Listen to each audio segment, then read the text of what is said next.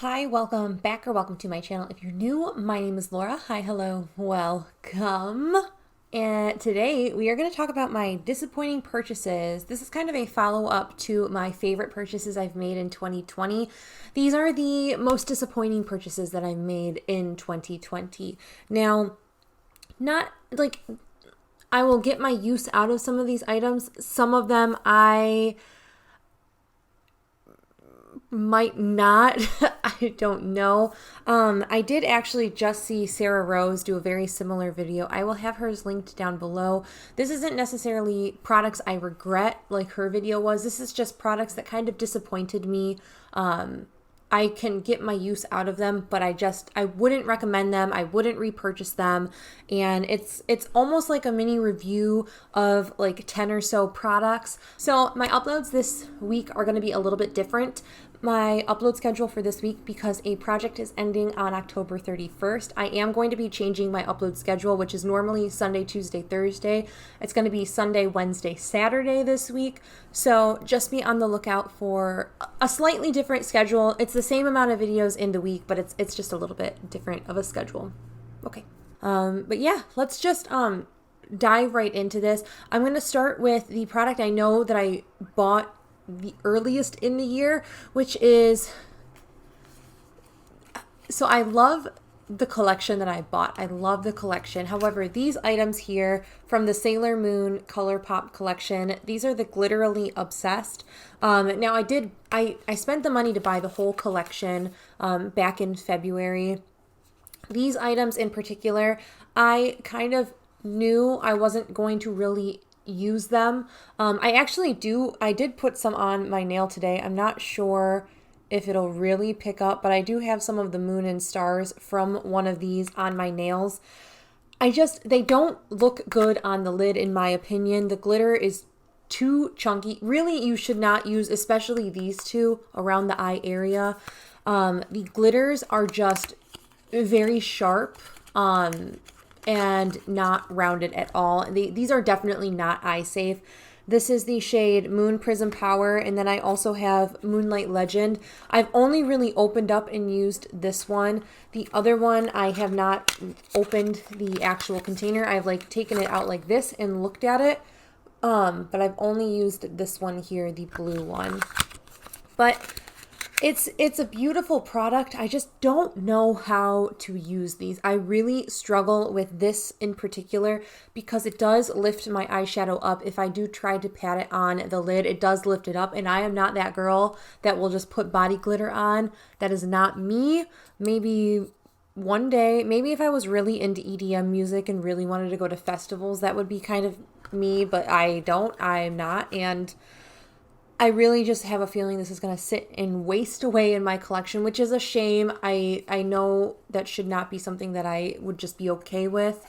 I would love the packaging. Honestly, I would be fine scooping all of this product out and just keeping the packaging to reuse for other things. But I have it. I need to try to figure out a way to use this. If you have any recommendations, please let me know. I also thought maybe I could do like a really cool, like if all my hair slicked back, I can kind of run the glitter through my hair. But then that leads to the like, it's going to get washed down the drain, and I don't want to like just knowingly rinse glitter down the drain. That is an insanely wasteful and an extremely horrible thing to do for the environment. So I really don't know how I'm going to continue to use these. Really, I wish the jelly just wasn't in there. If it was just glitter and I could kind of stick it in wherever I wanted, I would be a lot better with it because I could use it with like nails. But with the gel that it's in, the gel, I have a hard time with my skin and my eyelids. It doesn't work for me that way. So the Glitterily Obsessed are the only part of that collection that I really didn't want. I wish instead these could have been loose highlighters, and I think that would have been really cool. But here we are. And so another product that I bought pretty early on in the year, I can buy items from my flexible spending. It's like something with my work and insurance, like you build a bank of money and then you can buy products that are like health necessities kind of thing. So you could spend it on like glasses, contacts. If you had braces, you could do that kind of thing. They do have some skincare products and like sun care products. So I ended up buying a few things off of the flexible spending thing that I know I would use. And it's not that I'm not going to use these. It's just they kind of underwhelmed me. And I think that in my head, I thought these were going to be really awesome products for me. And they just ended up kind of unimpressing. Like they were very underwhelming. Disappointing is really the only way that I can say it.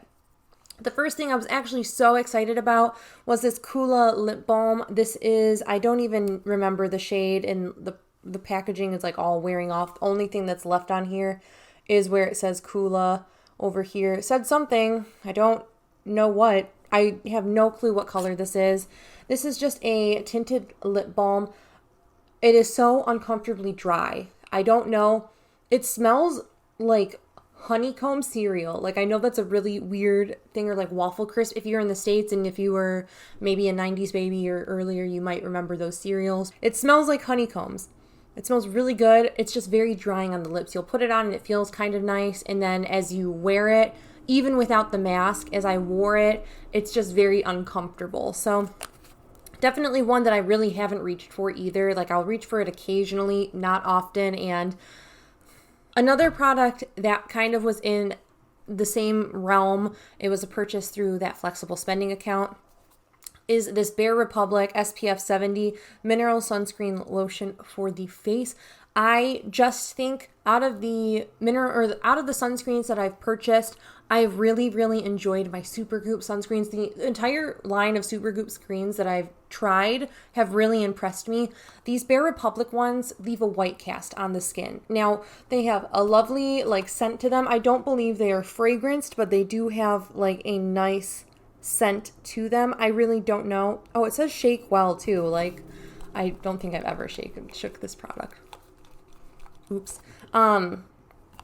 Now I've used a decent amount. We are like down to here in the, I can see through it, but we're down to here now.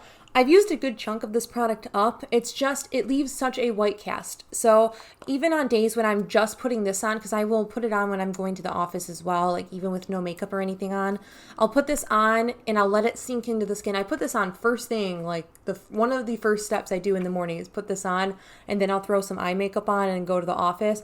This leaves such a white cast that I can see, like when I look at myself, when I'm like putting a lip balm on at work, and I look at myself in the mirror, I look like I have a blue cast because it's so white, and then the computer monitor is like reflecting off of my face. So this is very, very white cast. If you have, I mean, I am not like deep complexion at all, and it has a white cast on me. So if you are deeper than me in any capacity, this is probably not going to work for you, to be quite honest. Definitely has like a bounce back or a flashback to it. So I'm just kind of disappointed. I wanted to try these, but I will continue to purchase my Supergoop sunscreens. I also have a Coola one that I bought relatively recently, again through the same site. So I will be trying that one just to kind of see if it leaves a white cast, because I know the Supergoop ones are pretty expensive. This one was much more affordable, but I don't like that it's a white cast. Same situation, bought it from that flexible, like bought it with insurance money essentially, is this Glytone toner. It's an acne clearing toner with 2% salicylic acid. Shame on me, I really should have read the ingredients on this one. The first two ingredients on this are, well, it's like water is the first one, so it's not what I'm really talking about. There is isopropyl alcohol and acetone in this. So it essentially is nail polish remover. So really what I'm going to do, I also have a little, like a spray bottle. It's the exact same thing, just not pink. It has the exact same ingredients. It's just, there's no red dye in it. So I have been using that, and I'll spray my mask down at the office. I know people are saying, like, it went through waves of like, it helps with maskne, and now there's no actual benefit. It's just a way for me to use a product I don't really like up, and I am okay with that. I could probably spray this on, like, if I have any blemishes on my chest or back, which I've thankfully not had recently, but I could use this to kind of help combat that. Otherwise, this is too aggressive and too nail polish removery for me to want to put anywhere near my face. It's not good. It's not good. And then the last thing I bought through like the flexible spending thing is going to be these Mighty patches. Now, I have ranted and raved about how much I love the traditional acne patch. This one in particular is the micro point one. I don't think that the micro point one does anything for me. I much prefer the standard, like just a sheet mask with like I don't know what active ingredient is. I'll put it on the screen. This one just has a bit of salicylic acid, and I just don't find that it does really anything. I'm working through them. I'm trying them. They just don't do much for my skin and my complexion needs. So I like the regular, it comes in like an orange and red kind of package. I like those much more than I like these ones in the like a teal-y kind of package. So it was disappointing to buy these, but I am making my way through them. I wouldn't repurchase these. The next couple products I bought in like May or June, and I was really excited about them. They are a Black-owned brand. It seemed like when I was looking into the brand, they were much more sustainable. They offer the glass packaging. They have a recycling program, like a rewards program through the recycling thing, and that was so cool to me, and I was so interested in it because I was like, yes, this is a brand that I want to support. They are Black-owned. They have a recycling program, and I'm very disappointed. First of all, the experience with the brand itself, it's NOLA Skin Essentials.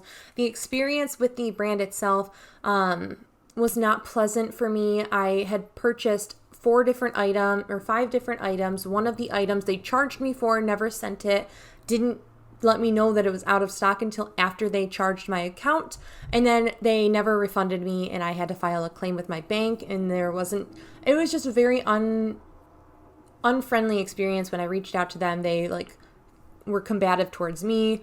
It is what it is.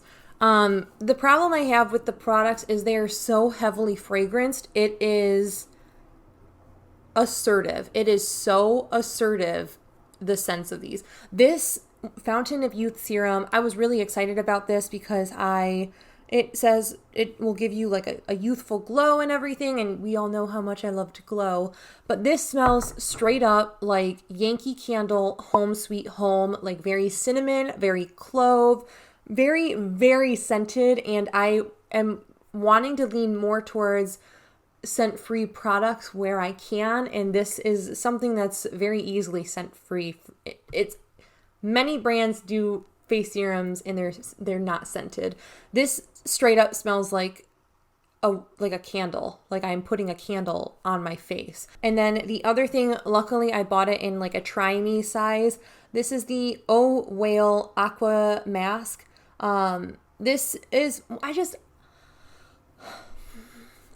I don't know why I buy masks, because I don't really like the entire experience of masking. I don't find it a necessity for me.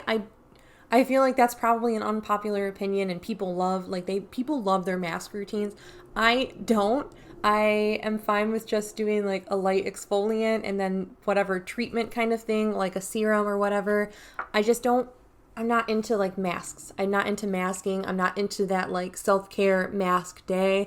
I will take a nice bubble bath, enjoy a glass of wine. Masking is not something I'm like really, really into. This is, again, very, very heavily scented. It smells like what I would imagine an ocean scented candle to smell like. It's just so heavily fragranced. The whole brand is very heavily fragranced, and that's kind of why it disappoints me, because none of it was advertised or notes the fragrance on it. It just, everything is fragranced. And then last but not least, I have this. I was on a journey to embrace my natural wave and natural like curl pattern or whatever kind of pattern my hair has. And I ended up buying this, which is a Naughty Wave Hello Curl Defining Taming Cream for curly and wavy hair. It's like just a cream product. And I was really excited to try this. I wasn't really sure what my hair would like, what my hair wouldn't like. This is not something that my hair really enjoys. it just doesn't do anything. Like when I put this in, it doesn't do anything to my hair. Whereas if I put like the gel and scrunch it, that's what does stuff. So really what I use this for is, because it says it's, where did it, I thought this was something for like anti-frizz as well. Yeah. So on the back, the description is to fight frizz. So what I really do is I'll put just a little bit of this and kind of zhuzh it at the top of my hair and then I'll put the gel in and scrunch the rest and let the gel kind of cast and then break apart kind of thing. So I really almost use this as a frizz treatment rather than like anything for curls, which is not what it's advertised for, but I will continue. I mean, I've made a decent amount of progress through this, but it's not something that I would repurchase. Not a taming cream. I might try this brand in a gel kind of thing. So that is it. Those are all of the disappointing products that I've brought into my collection so far this year. Some of the products, I will say there were probably a couple I could have added, like the Pacifica moisturizer and cleanser. They just kind of disappointed me in the fact that they were the scents of them, but those are used up and gone out of my collection now. That is it. Thank you so much for watching, and I will catch you in my next video. Bye!